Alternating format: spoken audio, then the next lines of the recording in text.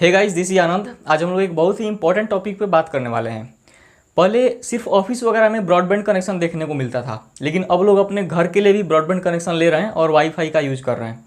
तो जब ये प्लान आप लेने जाते हो, जैसे जियो का आप पेज है, आप देख रहे हो, तो यहाँ पे आप देख रहे हो कि 30 Mbps, 50 Mbps, 100 Mbps ऐसे इसका प्लान है। ऐसे ही एयरटेल का भी है। तो जैसे मान लो आपको 30 Mbps वाला प्लान लेना है, तो आप सोचते हो कि 30 Mbps तो बहुत ज़्यादा स्पीड है, इतना में तो मेरा काम हो जाएगा। और यहाँ पे लिखा भी होता है कि 30 Mbps का डाउनलोड और अपलोड दोनों स्पीड आपको मिलेगा।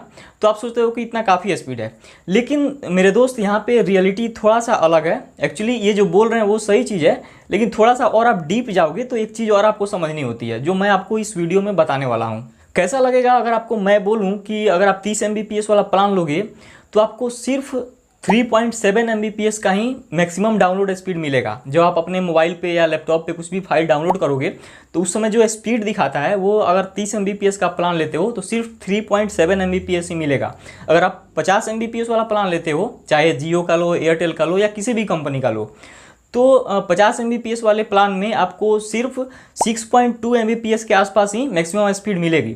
तो आप तो सोचोगे कि यार ये तो 50 Mbps का मैंने प्लान लिया है, तो फिर ये इतना कम स्पीड 6 Mbps के आसपास स्पीड क्यों मिल रहा है? तो एक्चुअली यही चीज़ मैं आपको बताने के लिए ये वीडियो बना रहा हूँ। तो वीडियो को पूरा देखिएगा। तो पहले मैं आपको प्रैक्टिकली दिखा देता हूँ कि हाँ वाकई ऐसा होता है, और तब मैं बताऊँगा कि क्यों ऐसा होता है। तो चलिए देखते हैं। सो दोस्तों, मैंने खोल लिया है speedtest.net, जो कि काफ़ी पॉपुलर सर्विस है इंटरनेट का स्पीड चेक करने के लिए। तो यहाँ से हम लोग शुरू करते हैं और देखते हैं कि मेरे इंटरनेट का स्पीड कितना है।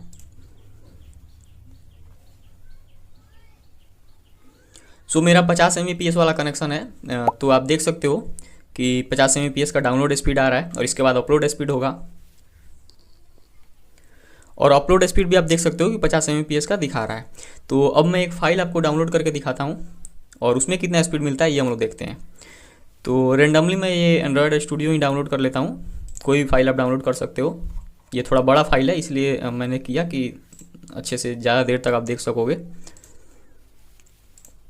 सो यहाँ पे आप देख रहे हो कि ये स्पीड आ रही है 4 पॉइंट समथिंग Mbps के आसपास आ रही है।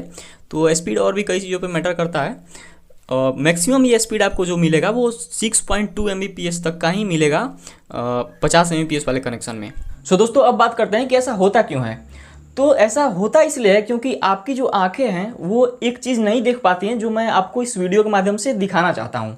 अगर आप फिर से हम लोग जियो के इस प्लान पे आएँ तो यहाँ पे आप देखोगे जो 30 Mbps, 50 Mbps या 100 Mbps लिखा हुआ है, इसमें जो M के बाद B है वो स्मॉल लेटर में लिखा हुआ है, और इसका मतलब होता है कि मेगा बिट्स पर सेकेंड। और आपको ये हमेशा मैं बता दूं कि आप याद रखिएगा ये, कि जो ब्रॉडबैंड की कनेक्शन की स्पीड कंपनियां आपको देती हैं वो मेगा बिट्स पर सेकेंड में होता है, और जो फाइल हम लोग डाउनलोड करते हैं उस समय जो स्पीड हम लोग को दिखाई देता है वो मेगाबाइट पर सेकंड में होता है।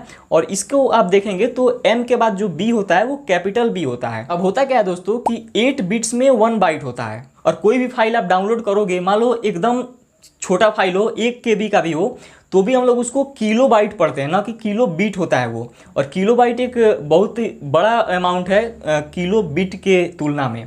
तो इसलिए हमें जो इंटरनेट स्पीड उस समय दिखाई देती है वो कन्वर्ट करके दिखाई देता है, मतलब कि मेगा बिट्स पर सेकंड से कन्वर्ट करके मेगा बाइट पर सेकंड में दिखाई देता है।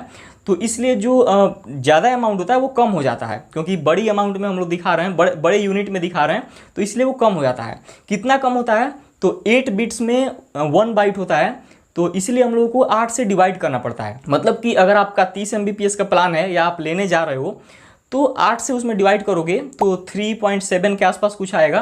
तो इतना एक्चुअल स्पीड आपको मिलेगा, अपने डिवाइस पे शो करेगा जब आप कुछ फाइल डाउनलोड कर रहे होगे। तो आपको या आप लगवाने जा रहे हो नया कनेक्शन, या आप ऑलरेडी लगवाए हो, नेक्स्ट रिचार्ज करना है, तो आप देख लो कैलकुलेट करके 8 से डिवाइड करके कि 3 Mbps वाले में आपका काम चल जा रहा है या 6 Mbps वाले में आपका काम हो जाएगा, और उस हिसाब से तब आप सेलेक्ट करो। तो ये मेन चीज़ होता है, मेन कन्वर्जन होता है ये, जो कंपनियां आपको नहीं बताती हैं। और यहाँ तक कि जो इंजीनियर आपके यहाँ लगाने आएगा, इंस्टॉल करने आएगा, मैं ये इतना तो गारंटी देता हूँ कि उसको तो ये पता ही नहीं होगा कि ऐसा भी कुछ कन्वर्जन होता है। तो कुछ हो नहीं रहा है यहाँ पे, स्पीड वही है जो कंपनी आपको दे रही है, लेकिन हम लोग ये बस डिफरेंस नहीं पता होता है कि वो स्पीड मेगा बिट्स पर सेकंड में होती है। जो इंटरनेट की स्पीड कंपनियां हमें बताती हैं, जो प्लान हम सेलेक्ट करते हैं वो मेगा बिट्स पर सेकंड में दिखाया जाता है, और जो एक्चुअल स्पीड हम लोग देखते हैं कोई फाइल डाउनलोड करते समय वो मेगाबाइट पर सेकंड में दिखाई देता है। तो दोस्तों उम्मीद है मुझे कि मैं जो समझाना चाह रहा था आपको वो समझ में आ गया होगा।